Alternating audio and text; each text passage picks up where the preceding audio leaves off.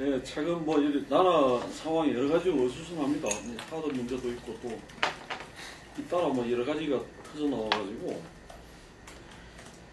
우선은 이 윤상현 녹취록, 그 다음에 또 이제 진경준 수사 과정에서 우병우 민정수석 문제가 터져가지고 이런 것들이 이따가 터져 나오는 것이 이제 그 정권 내임덕 아닌가 이런 이야기들이 많이 나옵니다.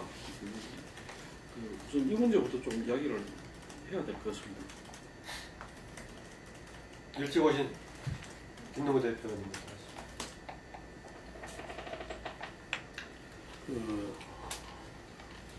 어제죠. LC 회의에서 박근혜 대통령이 고난을 벗삼아 소신시켜라 이렇게 이야기를 하셨는데 지금 상당히 박근혜 정부가 흔들리고 있다. 자병우, 우병안이라고 이야기했나요? 어쨌든 청와대에서는 우병우 민정수석이 좀 중심을 잡아주고 정치권에서는 최경환 의원이 친박의 핵심으로서 꾸려가는데 최경환 의원도 지난 총선 참패했던 책임을 지고 전당대회 당대표에 불출마 선언을 하고 또 한 언론으로부터는 롯데 50억 수수서까지 이렇게 하면서 휘청거리고 있는 거고 친박이 지금 합의된 후보를 못 내고 있죠. 아마 이번 주까지 홍문정 의원이 결심을 한다는데 어쨌든 간에 그렇게 공천을 무리하게 공천 파동을 겪으면서도 추구했던 게 어쨌든 당권을 장악하겠다 했는데 그조차도 지금 제대로 하는데 어려운 상황인데 다가 우병우 수석의 이번에 문제는 굉장히 치명타가 될 수 있다고 봅니다. 그리고 끊임없이 지금 언론에서 하나하나가 지금 계속 새로운 게 이렇게 등장하고 하기 때문에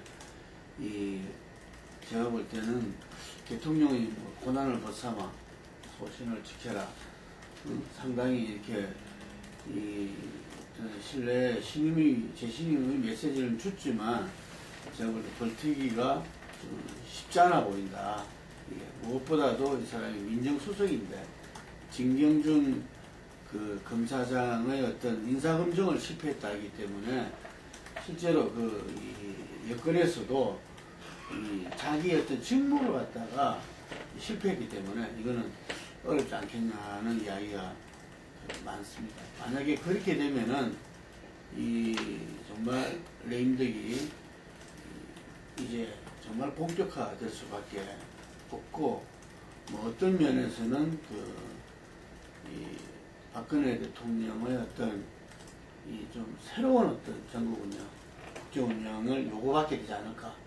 다시 말하면은 새누리당 탈당이라든지 이런 흐름도 나타날 수 있다고 봅니다. 제가 볼 때는 말입니다. 이 총선 참패 이후에 박 정권이 돌파구로 삼은 부분이 이제 정은호, 최유정 이 두 사람의 충돌에서 생겨난 법적 비리 스캔들, 이 부분이 이제 걸려서 홍만표까지 가니까 상당히 검찰이 좀 당황한 부분이 있었죠. 그래서 사실 이 부분이 시끄럽기 때문에 이 법적 비리에 대한 국민의 견해가 높아지면서 진경준이 사건이 터져나가고 또 진경준이 사건이 터져나오니까 김정주, 우병우까지 이렇게 왔는데요. 이 정권은 어쨌든 이 롯데 사정이나 대우조선 이런 부분을 통해서 당내 비박 진위 이런 부분에 대한 대규모 사정을 이렇게 준비하고 그걸로 8월달에 당권을 장악하고 또 이 반기문을 중심으로 한 대권구도 또 더 나아가서 개헌 이런 것까지 스케줄을 나름대로 보고 있다고. 그래서 정권에서 지금 끌고 갈 수 있는 유일한 힘, 이 부분이 있었기 때문에 오히려 총선 패배에도 친박이 초기에는 굉장히 기세를 올렸죠. 근데 이 부분에 대해서 이제 비박의 반발들이 퍼져 나오면서 2차 녹취 폭로 등으로 이제 나왔고, 하나는 최경환 50억 수수설로 나왔고, 그래서 최경환, 서청원 등이 차례대로 준윤상인 등이 무력화되어 버리는 상황을 만들고 있고, 이건 이제 당에 관한 부분이고요. 그 다음에 청와대에 대한 부분은 지금 사정을 지휘하는 이 원탑 우병우에 대해서 이게 터짐으로써 우병우가 실질적으로 앞으로 어떻게 되든 사실상 사정을 지휘하는 원탑으로서 기능이 무력화되는 상황이 벌어졌고, 그 다음에 정부로서는 지금 뭐 김현우, 김순환 이렇게 법무장관, 검찰총장 이 부분에서 지금 신뢰를 상실하게 되는 일이 벌어졌단 말이에요. 그러니까 여권 내부의 향후 당권, 대권으로 가는 이런 부분을 놓고 헤게모니 장악전이 이 추악한 폭로나 이런 부분으로 지금 나타나면서, 또 이게 여권 단지 이 여당이라고 하는 새누리당 내부뿐만 아니라 그걸 주변에 둘러싸고 있는 여권의 기구들의 총체적 난국이 지금 이 자충수로 나타나고 있다, 이렇게 봐야 됩니다. 최근 뭐 이 문제들이 이제 연이어서 터져 나오는 폐경 여기 이제 좀 주목할 필요가 있을 것 같은데요. 지금 눈길을 끄는 것이 지금 이제 친박의 핵심 인물, 또 청와대나 뭐 이제 여당 내 그 친박을 겨냥한 일련의 그 폭로와 이제 의혹들의 이제 제기, 이게 이제 조선일보를 중심으로 한 보수 성향의 언론들에 의해서 이제 선도가 되고 있다는 점, 이 점이 대단히 좀 이제 특징적이라고 할 수가 있을 것 같아요. 그래서 지금 상황 보면은 어제 그 박 대통령이 얘기한 그 불만도 사실 그런 보수 언론을 그 상대로 한 이런 어떤 그 불만의 토로의 성격이 또 상당히 있어 보이고, 그래서 어떻게 보면 지금 박 대통령하고 조선일보를 중심으로 한 보수 언론이 좀 이를테면 좀 이제 대치를 하고 있는 이런 상황까지 갔다고도 할 수가 있을 것 같아요.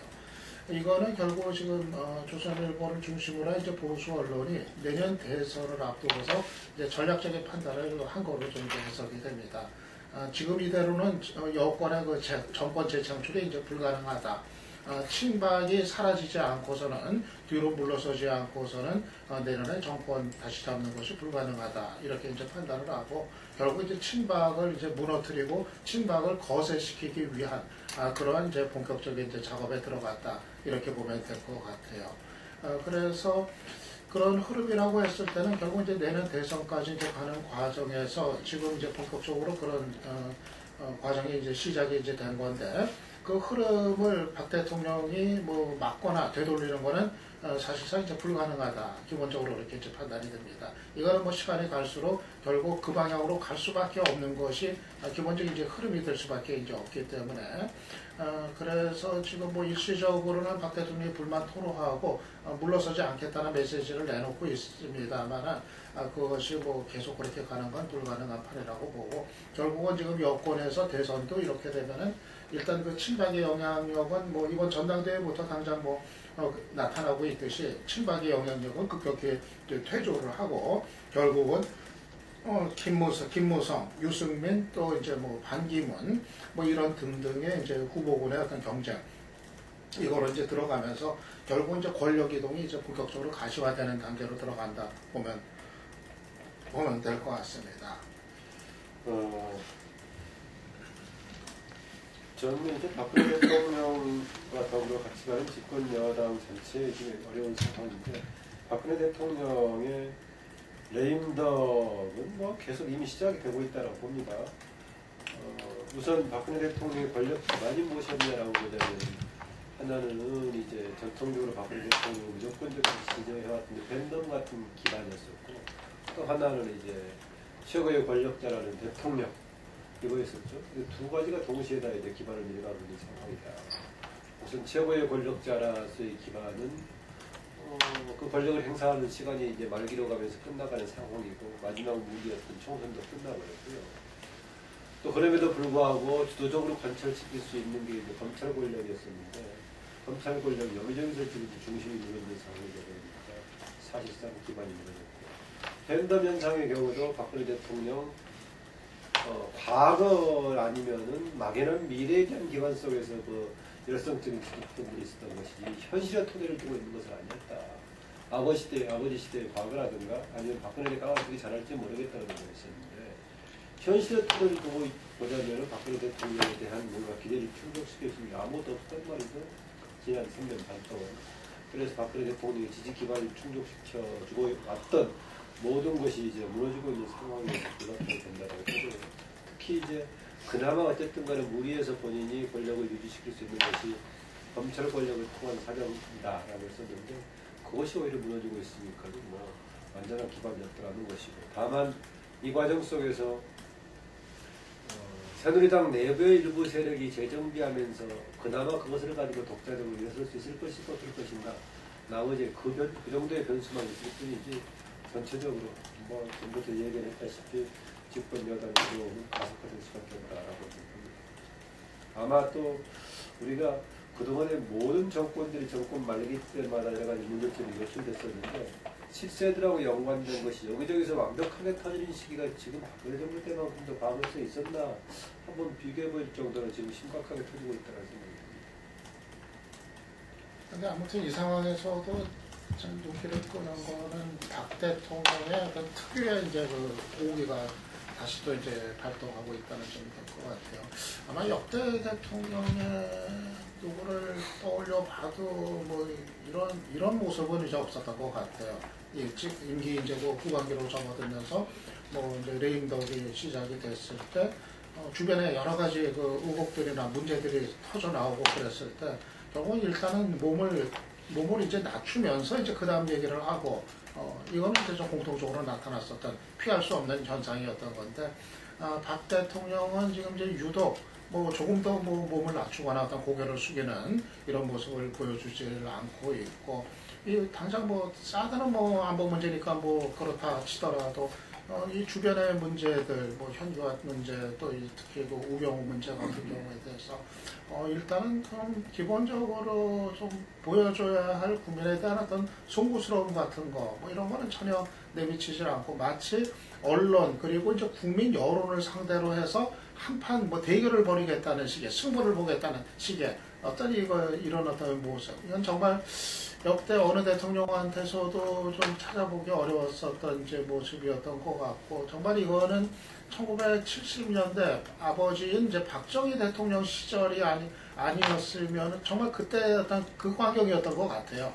정말 그때 아니었으면 정말 상상을 하기가 어려웠었던 그런 상황이 지금 이제 나타나고 있는 건데 뭐 여러 가지 그동안 박근혜 정부에 대해서 얘기가 뭐 지적이 이제 되어 왔었던 부분입니다만은 참 1970년대 시기가 머무른 박근혜 대통령의 어떤 사고 방식, 국정 운영 방식 이거를 또 다시 한번 이제 보여주고 지금 이 상황에서조차도 저런 식으로 대처를 했을 때 정말 뭐 물러서지 않겠다, 뭐 굴복하지 않겠다 이런 식으로 나왔을 때 남은 임기가 정말 아주 심각하게 좀 이제 우려가 됩니다. 근데 홍기택인가요? 홍기택 저기 아시아 개발은행인가? 아시아 인프라 투자은행. 인프라 거기 저 부총재로 갔던 양반이 결국은 지금 유럽으로 가서 안 들어오고 있는 이런 문제도 아마 그 생각하기 따라서는 이 사람이 뭐 대통령하고 서강대학교 그 동문이고 부인도 뭐 아주 가까운 사이라고 하는데 그 인사로서는 아주 굉장히 좀 심각한 문제 아닌가 그런 생각이 들었는데 어쨌든 지금 임기가 지금 1년 반 정도는 남아 있는 거 아닙니까? 근데 상황이 이렇게 가가지고 보수 세력 내부가 이렇게 그 균열로 갔을 때 앞으로 그 국정 운영 이런 게 굉장히 지금 우려되는 상황이 있는데요. 남은 기간이 아직 길기 때문에 어떻게 봐야 될지 그 점도 좀 짚어주시죠. 저는 정말로 이해가지 않는 것이 대한민국의 국회 척결 사정을 지휘하는데 우병우 아니면 안 된다. 대한민국의 경제를 살리는데 최경환이나 그 사단 아니면 안 된다. 대통령 주변에 보좌하는데 3인방 아니면 안 된다. 이런 사고들로 이렇게 부장하다 보니까 권력이 굉장히 협소해졌죠. 청와대는 청와대대로 협소해졌고, 한마디로 장관이 한 20명 정도 있지만은 그 장관 중에서 그야말로 정말로 자기가 뭘 어떻게 해야 될지를 제대로 알고 하는 장관이 거의 없다 보니까 지난번에 윤병세 같은 사건, 본인이 뭐 사드 배치에 반대하다가 보니까 뭐 마음이 풀렸는지 옷 맞추고 가는 사건이 벌어지고 있고, 수술. 네, 뭐 맞추는 거지. 수술, 아니 장관이 옷을 넘어져 갖고 다쳐서 구멍이 나서 이 옷이 이 몸이 다칠 정도의 옷을 수선해가 입고 다니는 장관을 봤습니까? 외교부 장관이 그 빵꾸다시에가 다니면 남들이 뭐라고 그러겠습니까? 그래서 이런 어떤 부분에서 나양이 전부터 총체적으로 공무원들이 기강이 무너져 있다. 이건 다 잡을 수 있는 기능이 없어졌다는 거예요. 여기에다가 당은 당대로 그야말로 이번에 보면 이 친박으로 나선 후보 이정현이, 이주영이, 또 한성교 등이 친박임을 표방하지도 않고 있지 않습니까? 그러다 보니까 이거 안 되겠다 싶어서 뭐 원래 최경환이 시키려고 예정되어 있었고 룰을 거기 위주로 만들었는데 제가 지금 뭐 수설 의혹이라든지 이런 부분, 또 홍기택이 관련해서 제가 출마했을 경우에 제가 언론에 초점이 됐고 그러다 보면서 채에 대한 여러 가지 폭로가 터져 나올 것 같아 보니까 제가 안 나온 거 아닙니까? 전번에 녹취건도 한번 보십시오. 옛날에 건노갑이나 이런 사람들 같으면 자기가 불출마를 선언하면서 출마하려고 하는 오탄 전 의원 같은 사람을 설득을 해가 어떻게 주저앉히는가 하는 걸 제가 엄청나게 옆에서 잘 봤어요. 근데 이번에 보면 전화를 걸어갖고 이 자료 다이슨이 나오지 말라고 한다는 거는 이거는 한마디로 이 권력에 굉장히 오만하게 이 소수가 심취했다는 거예요. 그리고 눈에 보이는 게 없었다는 거죠. 그래서 당은 당대로 같은 친박이지만 실제로 7, 8명 정도만 친박이고 나머지는 그냥 정만 친박이지 친박도 아닌 거예요. 그러다 보니까 이게 당 정청이 전부 다가 권력 핵심이 극소수화되어 있는데 이번에 그 극소수화되어 있는 권력 핵심들이 다 나란히 총을 맞은 겁니다. 내부 투쟁에 의해서요. 그렇다 보면 이제는 뭘로 끌고 갈 것이냐. 그럼 이 사람들 총 맞은 사람들을 그게 아니다. 이 총을 쏜 놈들이 나쁜 놈이다고 이야기를 대통령이 하는 겁니까? 이 부분에 대한 시각을 바꾸지 않으면요. 저는 매우 어렵다고 보고 저는 대통령이 탈당을 지금 해야 된다고 보고 있습니다. 대통령이 저런 친구들을 데리고 당을 장악하고 또 떠나가서 이 대선을 재창출할 수 있다. 저는 불가능하다고 보고 있고요. 탈당을 대통령이 해서 야당과 여당을 다 설득하면서 본인이 할 수 있는 몇 가지 일만 정해놓고 물러나기 전에 그래도 그 일에 치중해서 남은 업적을 남기는 것이 가장 좋다고 보고 있고요. 옆에서 지금 대통령을 잘못 이끌어가는 정말 이런 사람들이 정리가 되지 않고는 박 대통령이 나중에 어떻게 기록될지를 좀 생각을 해야 된다.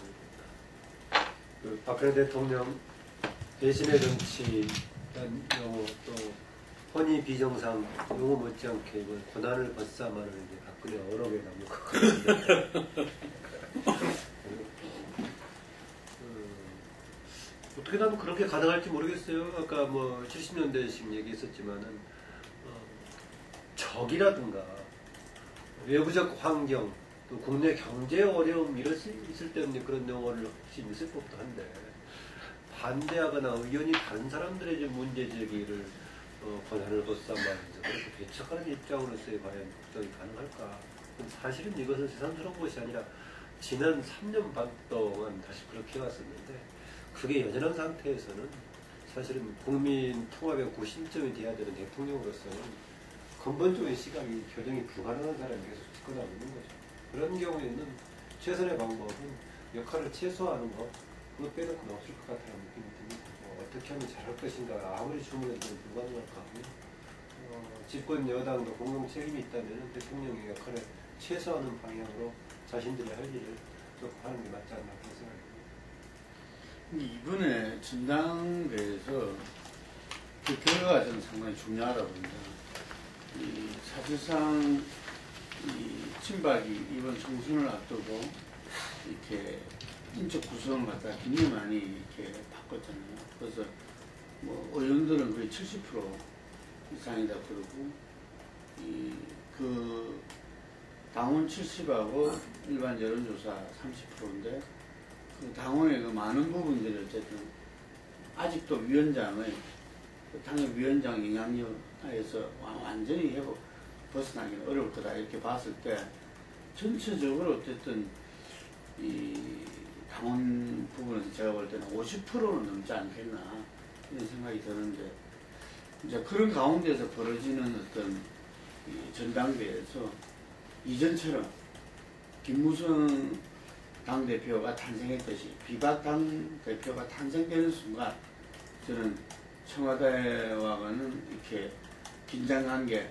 갈등관계가 들어갈 수밖에 없고 사사건건이 충돌할 수밖에 없다고 봅니다. 왜냐하면은 그 당은 이제는 정권 재창출, 미래를 위해서 어떤 이 혁신의 길로 나갈 수밖에 없고 그 길목길목마다 저는 부딪힐 수밖에 없다고 보여지기 때문에 지금 이 박근혜 대통령의 당과의 관계에서 어떤 탈당이라는 부분들은 이렇게 상당히 불가피한 측면도 있다.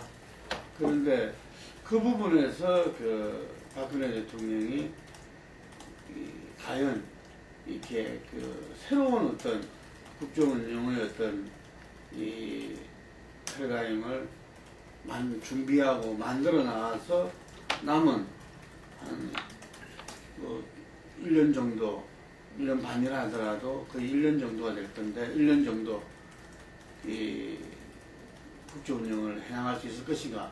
저는 그 부분을 지금 준비를 해야 된다고 보는데 과연 지금 청와대에서 그 준비할 만한 이력과 이 능력이 있을까, 사람이 있을까 이런 생각을 들었을 때 그거는 이 극단적인 어떤 이렇게 그 나름의 어떤 원칙과 소신 안에서 이렇게 이 여건하고도 예를 들면은 이렇게 이 치받는 이러면 이거는 뭐 모두에게 도움이 되지 않는다.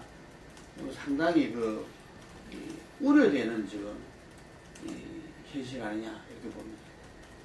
특히 우병우 수석을 박 대통령이 감싸는 모습을 보인 거는 정말 이 권력의 성 안에서 눈이 멀다시피 한 그런 모습을 드러낸 거 아닌가 하는 좀 우려까지 이제 들어요. 그러니까 정말 우병우 수석이 위법을 했느냐 여부 이거는 뭐 이제 검찰 수사를 통해 가지고 이제 가려질 최종적으로 뭐 가려질 성질이라 하더라도 이 법을 떠나 가지고 그에 앞서서 이미 그 국민 감정을 건드릴 때도 건드린 그런 이제 상황이거든요. 지금까지 나타난 여러 가지 내용만 가지고도 이 국민들의 어떤 위화감을 아주 심각하게 지금 조성을 했기 때문에 더군다나 그 민정수석이라는 자리를 계속 지킨다는 것이 이 국민 감정이 용납을 할 수 없는 이런 지경에 이르렀다고 이제 봅니다. 뭐 예를 들면 뭐 아들의 그 의경 그 보직, 이 꽃보직 이제 논란, 뭐 이런 거는 뭐 충분히 뭐 정황상 그런 이제 뭐 비판을 뭐 피할 수가 없는 거고, 그리고 뭐 그 처갓집 쪽은 정말 이 세상 보통 사람들하고는 정말 다른 어떤 삶의 모습을 보이는 이제 집안이 유난히 드러나고 있고, 뭐 그 강남 부동산 매도 계약하자마자 그 과정 자체도 지금 뭐 의혹이 되고 있지만 그거를 매도하자마자 그 계약금 받은 거 가지고 또 200억대 또 부동산을 또 이제 가서 계약하는 그런 어떤 그 처갓 집안의 어떤 정말 어떻게 보면 뭐 부동산의 어떤 그 귀재들이라고 할 만한 그런 모습을 민정수석 집안이 보여주는 거라든가, 또 농지 매입 과정에서 농지법을 분명히 위반한 그런 문제, 그리고 또 뭐 우수석의 그 부인이 지금 뭐 골프장 그게 이제 지분이 뭐 한 뭐 몇백억 대는 이제 된다는데 재산 신고는 또 3억으로만 하는 게 가능하니까 액면가로 뭐 그랬던 문제라든가. 그러니까 이건 법을 떠나가지고 이미 그 민정수석이라는 그 정말 그 깨끗함을 어떤 내세워야 될 민정수석이 업무를 수행하기에는 국민 감정을 너무도 건드린 이런 상황이 지금 뻔히 지금 전개가 되고 있는데 어떻게 대통령이 이거를 감싸는 태도를 이제 취할 수가 있는 건지, 이 정도가 됐다면은 정말 앞으로 이 국정 운영을 어떻게 국민 눈높이에 맞춰가지고 할 수 있을지가 좀 의문시되는 상황인 것 같습니다. 네, 결국은 이게 좀 청와대 개편이나 또 개각 이런 요구로 볼 수 있다고 보는데, 과연 이제 대통령이 이번에도 끝까지 버티면서 갈 수 있을까? 아까 조금 전에 말씀하셨듯이 그 3인방 문제, 또 이제 그 우수성 문제, 그 다음에 또 지금 이제 법무부 장관이나 검찰총장 등등 지금 그 문제가 된 그 장관들은 너무 여러 명이라서 다 거론하기조차 그까한데 그 개각에 대한 그거는 상당히 좀 광범위하게 있는 게 아닌가 싶은데 어떨까요? 지금 처음부터 같이 하면서 한 번도 안 바뀐 장관이 3명 이상 있지 않습니까? 3명을 하고 있는 그 사람들은 어차피 이 장관이 지금 뭐 3년 반을 한다. 이것도 말이 안 되는 이야기라고 보고 있고요. 장관이 그래 오래 하면 장관 스스로가 나태해지고 안이해져서 공직 사이에 여러 가지 좀 좋지 않은 현상이 나타난다고 봅니다. 장관 주의적으로 바꿔줘야 되는 부분이 있고요. 그 다음 더 나아가서 지금 대폭 개각을 갖다가 저는 박근혜 대통령이 해야 되고요. 그 개각에는 이번에 사드 처리를 둘러싼 미숙함을 보인 부서도 저는 해야 된다고 봅니다. 그러면서 이 또 법무 라인의 부분에도 해야 되고 이제 이렇게 하다 보면 지금까지 이제 마지막으로 임기까지 간다고 생각하고 제가 봤을 때는 이 각종 이 전국 운영 전략을 짰던 것 같아요. 우병우가 거기에 또 이 탑에 있고 그리고 또 최경환이 당에 들어가서 보좌한다 있었는데 최경환이 조금 흐트러지니까 그걸 서청원으로 보완하려고 했는데 이런 구도가 총체적으로 흔들리면서 당 정청을 어떻게 재배치할까라는 부분에 대해서 지금 시간을 벌면서 새로운 계획을 짜고 있는 게 아니라 이걸 갖고 이제 버텨가고 당은 또 서청원 대신 누구로 이렇게 대응을 할까. 그래서 홍문종 이야기가 나오는 거 아닙니까? 실제 새누리당 분위기를 아는 사람한테 홍문종을 친박의 대표주자로 내세운다는 데 대해서 어떻게 반응할지 그건 뭐 답이 안 나오는 이야기라고 봅니다. 그렇기 때문에 지금 다른 안을 갖다가 만들려고 하는 시스템 자체도 지금 어려워진 거 아니에요. 왜? 서청원도 한 방 맞았지, 최경환도 한 방 맞았지, 윤상현도 그러댔지 하니까 뒤에 좀 빠져 있을 거거든요. 그 다음에 우병우가 저렇게 되어가 있지. 이렇게 되어 있다 보니까 누가 이제 이걸 가지고 어떻게 해 나가자고 하는 전략을 짜는 기능이 일정 정도로 마비되어 있는 상태. 그러면서 전부 상황이 딱 움츠려서 상황이 어떻게 흘러가는지 좀 보자. 특히 대통령한테 이렇게 가면 성공한다라고 이야기했던 사람들이 있을 거 아닙니까? 이렇게 가도록 만들었던. 그 사람들이 지금 다 엎드려 있어 버리니까 할 말이 없게 된 거죠. 엎드려 있어 버리니까 지금 그 다음 전략이 안 나오는 상황에서 지금 대통령의 그 고난을 벗삼아 받으니 놓은 게 아니냐. 저는 그래서 이게 정리되는데 박근혜 대통령 스타일로 봐서는 한 보름이나 이런 상황이 될 거고요. 결국은 우병우 수석이 옷을 벗게 되는 것은 시간 문제일 거라고 보는데 상처 맞을 거 다 맞고 이게 사실 우병우를 방패로 세워서 그동안에 다른 전략을 짜서 어느 시점에 가서 우병우를 교체하고 또 당은 어떻게 가야 이래야 되는데 지금 전당대회도 임박해놓으니까 이걸 어떡하지? 지금 답이 안 나오고 있습니다. 홍문종 카드 나오는 걸 보고 답이 안 나오고 있다고 보거든요. 그 다음에 지금 롯데부터 시작해서 어느 정도 목까지 갔다고 생각했는데 사정이 이것도 지금 추락을 해버리면서 답이 안 나오는 상태. 그래서 이 부분에 대해서 이 총체적 전략 수립 구조가 붕괴되기 때문에 혼란상이 좀 오래 갈 것 같다. 이렇게 보고 있습니다. 그 박지원 국민의당 원내대표가 얘기했던 지금 우병우 수석의 사태는 뭐 시험폭탄이 지금 째깍째깍 돌아가고 있다는 저는 그 표현이 아주 적절한 표현이라고 보고 있고요.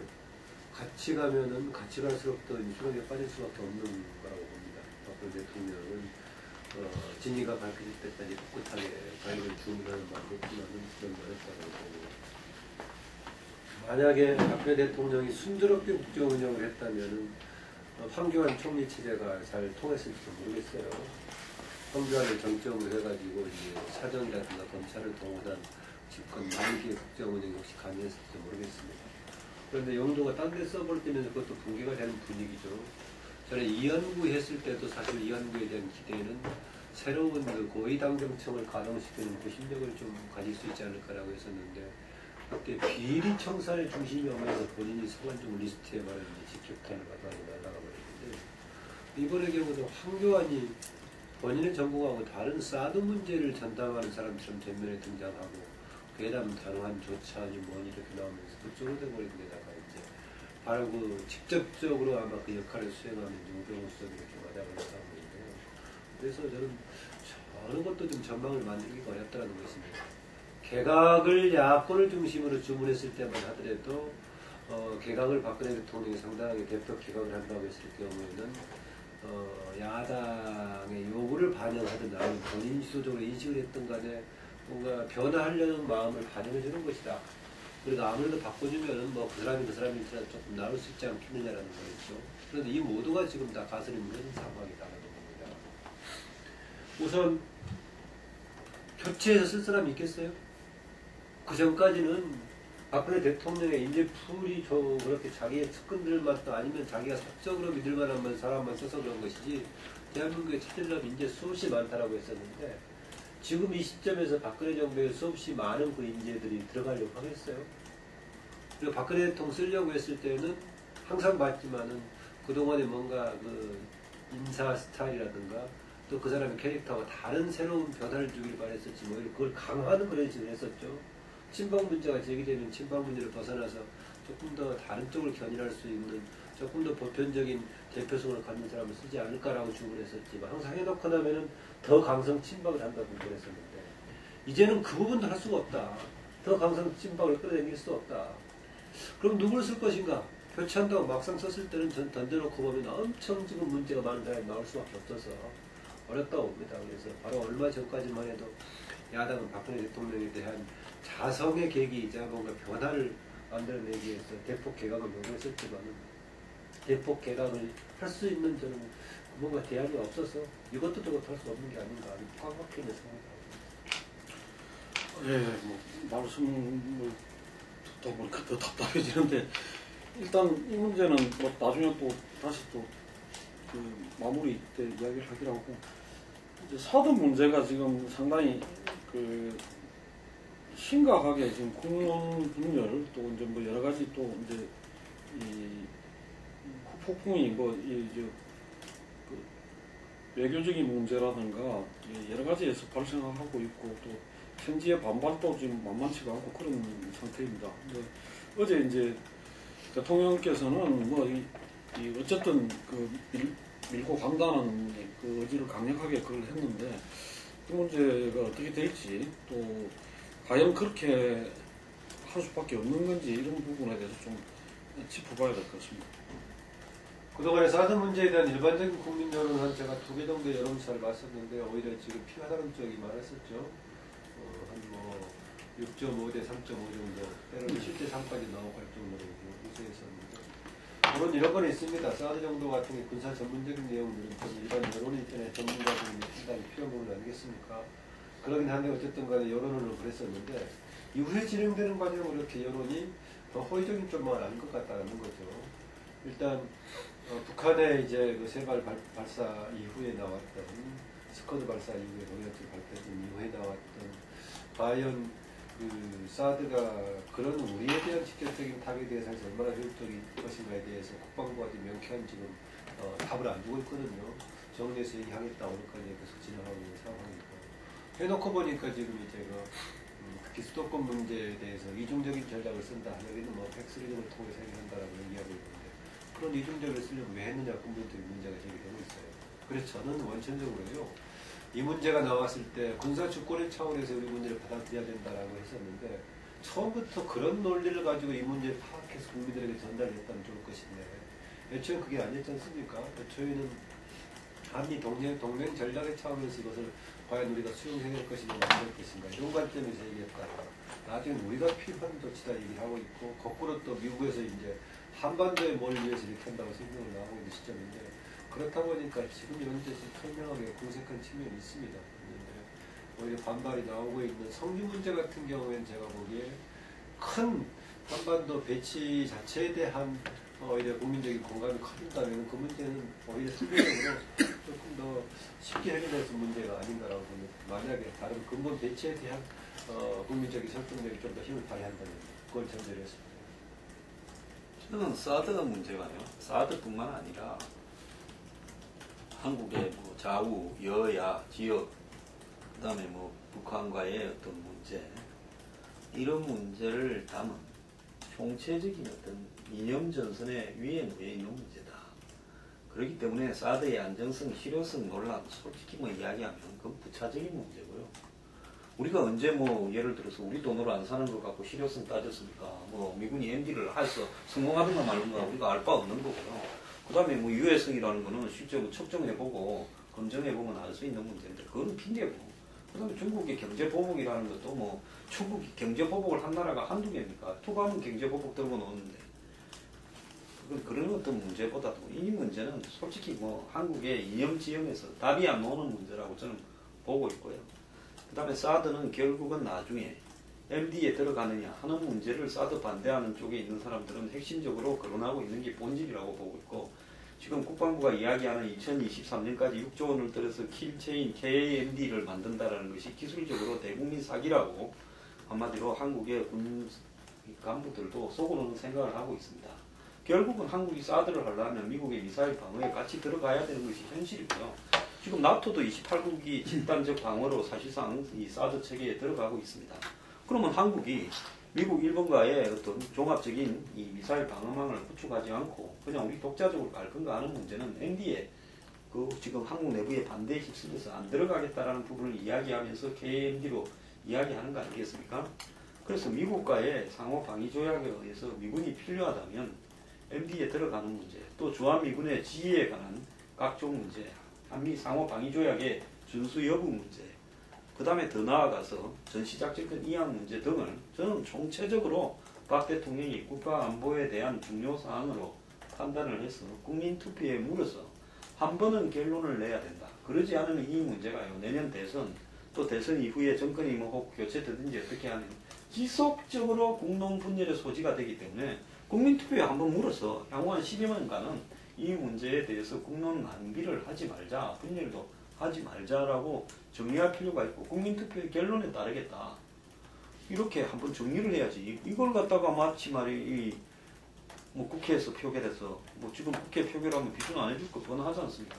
근데 국회의원들이 과연 국민의 정서를 다 대변한다고 볼 수 없기 때문에 이거야말로 국민투표 붙이자는 안철수 말이 저는 맞을 수도 있다고 봅니다. 그렇기 때문에 저는 이 문제를 박 대통령이 국민투표에 한번 붙여서 좀 생산적인 논쟁을 가지고 이 여야 간에 정쟁을 하고, 이런 이념적인 문제의 본질은 죽어도 양보 안 하고 죽어도 선동해야 되겠다는 사람들이 있기 때문에 한마디로 합의를 통해서 정리될 가능성은 없다고 봅니다. 그러니까 내가 합의라고 했던 것은 그런 사람들에 대한 동의가 아니라 그런 논란이 있었을 때 국민들이 보기에도 저 사람들은 그런 사람들이니까 관절할 수 있는 일정하게 뭔가 설득력있는 내용이 들어와야 되는데, 그렇기 때문에 초반의 반대에도 불구하고 국민들의 뭐 7대3 내지 6.5대 3.5 정도로 비율로 압도적으로 이제 사드 배치 자체에 찬성하는 의견이 많았었는데, 이후 진행되는 과정에 봤을 때 일반 국민들이 보더라도 뭔가 설명이 꺼림칙하고 이런 것이 있다는 말이죠. 그래서 이념적으로 광고에서 꿰뚫기가 불가능한 이런 문제에 대해서까지 합의를 이끌어내다는 것이 아니라 적어도 국민 일반이 봤을 때 어느 정도의 공감을 이끌어내야 일방적으로 물어붙이도 가능하다, 뭐 그런 얘기죠. 사드 배치 문제는 이렇게 밀실에서 수없이 몇 사람이 결정을 하고 밀어붙여도 될 그런 이제 사안이 이제 아니라고 이제 봅니다. 국가적으로 너무 큰 파장을 낳고 어떻게 보면은 국가의 어떤 운명을 좌우할 수도 있는 그런 이제 엄청난 이제 사안일 수가 있기 때문에 이거는 더 사드 배치의 어떤 여러 가지 측면들을 더 검토를 하고 더 토론을 하고 그러면서 국민적인 어떤 동의 속에서 추진을 하든 말든 그렇게 이제 결론을 내려야 될 그런 이제 문제라고 이제 봅니다. 근데 지금 뭐 진행됐던 과정을 보면은 이건 뭐 국방부도 뭐 배제가 된 채 뭐 청와대하고 바로 그 주한미군하고의 뭐 직접적인 어떤 그 협상 뭐 이런 거를 통해서 뭐 결론이 이제 내려질 거기 때문에 정말 이거는 뭐 군 출신 청와대에 있는 뭐 군 출신 뭐 몇 인사에 의해 가지고 이 국가의 운명이 이제 좌우가 되다시피 한 이런 이제 지경이 처하게 됐는데, 저는 이 사드 배치 이제 문제는 뭐 전자파의 어떤 안전성 문제는 이건 이제 성주 지역에 좀 이제 국한이 되는 문제라고 생각이 되고, 물론 이제 그거는 그것대로 더 이제 검증이 이제 돼야겠지만 그건 이제 어떤 특정 어떤 지역에 이제 한정이 되는 문제인데, 저는 가장 이제 핵심적인 문제는 뭐 중국의 경제 보복도 뭐 피부에 와닿는 이제 우려의 문제이긴 합니다만은 더 근본적인 이 사드 배치의 어떤 핵심은 결국 이제 한반도의 어떤 그 군사적인 위험 이거를 급격히 이제 고조화 시킨다는 바로 이제 그 점이 이제 될 것 같습니다. 그러니까 막상 우리를 지키는 데 있어서는 직접적인 효용성도 뭐 한계가 이제 뻔히 예상이 되는데, 그건 뭐 사드 배치해봐야 뭐 수도권은 뭐 무방비 상태라는 거, 이건 그 사드 배치가 갖는 어떤 정부의 어떤 설명, 이거가 이미 사실 뭐 부합이 되지 않는다는 걸 이미 그 인정을 하는 얘기고, 결국은 이제 미국하고 일본을 지켜주기 위해 가지고 우리가 러시아나 어떤 중국의 미사일 바지가 되는 이런 선택을 이제 한다는 이제 점이 되고, 이거는 이제 외교적 또 이제 군사적으로 대단한 위험을 수반하는 일이라고 이제 생각이 됩니다. 그래서 이거는 이렇게 뭐 쫓기듯이 뭐 시간 정해놓고 이렇게 밀어붙일 일이 아니라 시간을 갖고 뭐 다음 정권에 뭐 이거를 뭐 최종적인 어떤 결정권을 뭐 넘긴다든가, 뭐 국회 동의를 뭐 거부한다면은 뭐 다음 정권에서 새로 선출되는 정권에서 최종 결론을 내게 한다든가, 더 시간을 갖고서 이제 기본적으로 논의를 해야 될 그런 문제라고 이제 생각을 합니다. 국회 이제 얘기가 나오면 그걸 너무 이제 그 비준이 아니냐를 이렇게 얘기를 해버리는데, 일종의 넓게 보자면 국회에서 조금 더 검증 과정을 거치는 게 필요하다, 이 정도 해석이 염두 있다고 봅니다. 예컨대 국방부 장관이나 누가 나와서 국회에서 얘기하는 바에 대해서 조금 뭐 명쾌한 답을 준다거나 그런 과정도 이제 국민들에게 뭔가 좀 믿음을 주는 그런 과정인데, 지금까지 국방부에서 나와서 관련자들이 국회에서 나와서 했을 때 답변이라든가 대응 보면은 그 문제를 풀어주기보다는 거짓말이죠, 거짓말. 아니, 최근에 처음에는 거짓말이고 최근에 와서는 문제에 대해서 모르겠다고 하고 있으니까, 그래서 국회와 관련된 문제는 비준 여부 차원이 아니라고 하더라도 이것을 이제 대신 국민들을 대신해서 국회가 조금 더 국민들에게 규명해주고 또 규명을 토대로 해가지고 다시 한번 의견을 모으는 그런 절차라고 해석될 필요가 있습니다. 그렇죠. 그 사드는 이 여권 인사들도 지적하듯이 우선 첫 번째는 그 결정 가정상의 문제를 갖다가 지적하지 않을 수 없고, 그렇지만 그 가정상의 문제에서 이 박근혜 대통령이 이야기했듯이 사드 왜 대안이 있으면 이야기해라 했을 때 그 부분에 대해서 저는 이 정치권이나 전문가들이 그 답할 수 있어야 된다고 봅니다. 하지만 그게 야권에서는 준비가 안 돼 있는 것 같고,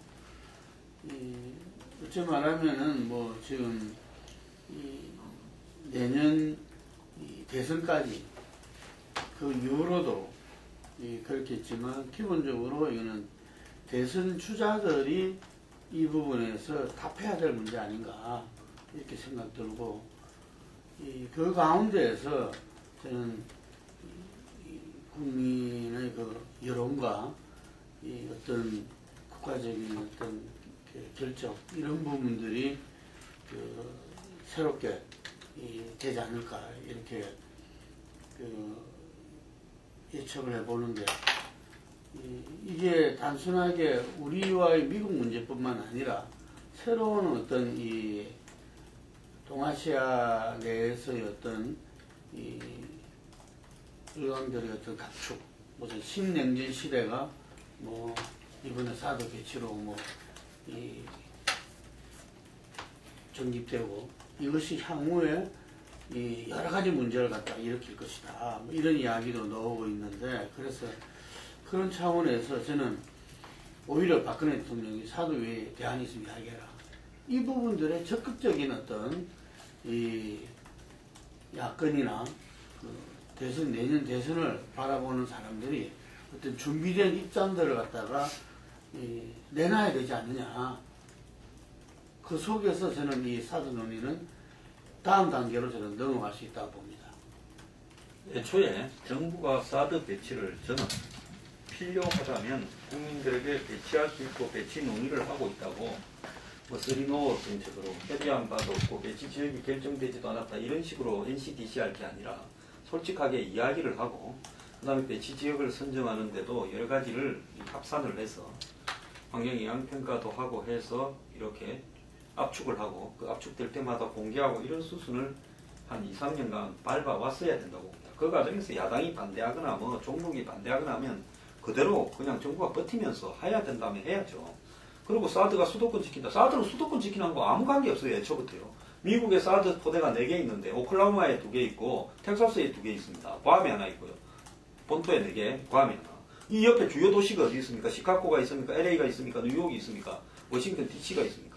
그러니까 사드라는 것은 한마디로 가장 격추하기 좋은데 이렇게 배치하는 것이지 그것이 뭐 주요 도시 방어하고는 아무런 관계없는 이야기랍니다. 그리고 북한이 지금 고각 발사를 통해서 이 중거리 미사일이나 단거리 미사일 구분이 없어졌어요.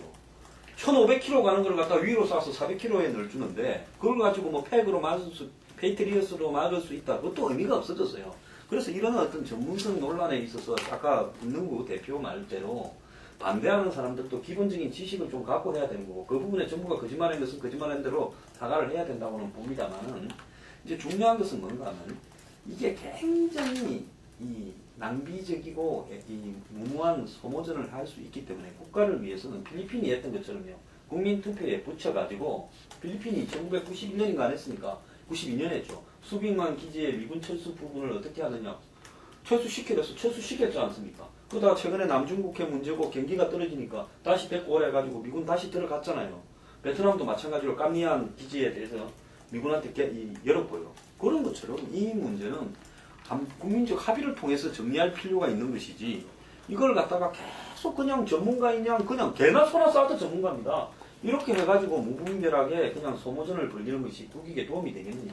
저는 사드를 비롯한 주요 안보 사안에 대해서 국민투표에 한 방에 딱 물어서 결과가 정리되는 데 따라서 만약에 부결되면요. 정권이 하야하더라도 그렇게 해야 된다고 봅니다. 더민주 그 입장 네. 아까 그 지금 사드 배치의 그 찬반 여론이 지금 보면은 최근에는 여론조사가 더 뭐 안 나오는 것 같더라고요. 논란이 한참 불거진 이후에는. 근데 뭐 초기에 보니까 이제 뭐 한 6대4 정도 뭐 대략 뭐 한 그 정도 찬반이 그 정도 이제 본 것 같던데 저는 사실 그 제1야당인 더민주의 그 입장이 상당히 반대 여론이 확산되지 못하는 발목을 좀 상당히 잡았다 생각을 합니다. 만약에 제1야당이 사드 반대 입장을 분명히 하고서 사드 배치했던 문제점에 대해서 적극적으로 설명하고 쟁점화시키는 이런 쪽으로 가닥을 잡았더라면 저는 국정교과서 그 파문이 그랬듯이 아마 그 여론의 추이가 역전이 됐을 그런 가능성도 상당히 있는 사안 아니었나 그렇게 이제 생각을 하는데 지금도 그 사드 배치 자체에 찬성하는 거는 6대4 정도 되지만 국회 동의를 거쳐야 된다는 국회 동의를 거쳐야 된다가 또 더 많아요. 네. 그래서 저는 이게 결코 여론의 지형을 놓고 봤을 때 이렇게 야권이 수세적으로 임할 이유가 특별히 없는. 그러니까 마치 사드 배치에 반대를 하면은 표를 잃어서 대선에서 지는 것처럼 이렇게 예단을 하는 더민주의 발상이 대단히 좀 잘못된 거 아닌가 하는 이제 생각이 들고. 어쨌든 간에 지금 이제 더민주 같은 경우는 이번에 전략적 모호성을 유지해야 대선에서 표만이 얻는다. 그래야 수권이 가능하다. 이 논리로 이 문제를 지금 접근을 지금 쭉 해왔던 건데 더군다나 놀라운 거는 이게 김종인 대표 한 사람이 아니라 비대위 전체가 다 이제 설득이 됐다는 거. 우상호 원내대표까지도 지금 뭐 완전히 공조를 하고 있는 이런 이제 상황인데. 이 대선에서의 어떤 표 계산 이전에 그것도 저는 제대로 한 건지가 이제 의문이지만은 그 이전에 제1야당의 어떤 책임성을 생각을 했을 때 이렇게 국가적인 운명을 좌우할 수 있는 중대사에 대해서 당론을 일부러 안정하고 간다는 거 이것이 도대체 있을 수가 있는 건가 하는 이제 생각이 들고 저는 아무튼 이번 과정에서 이 사드 정국에서 이 사드 반대 여론이 제자리를 찾지 못하게 오히려 찬물을 끼얹어버린 그 역할을 이제 더민주가 이번에 했던 거 아닌가. 제1야당으로서의 그 책임이 두고두고 따르는 이제 문제다. 그런 이제 지적을 합니다.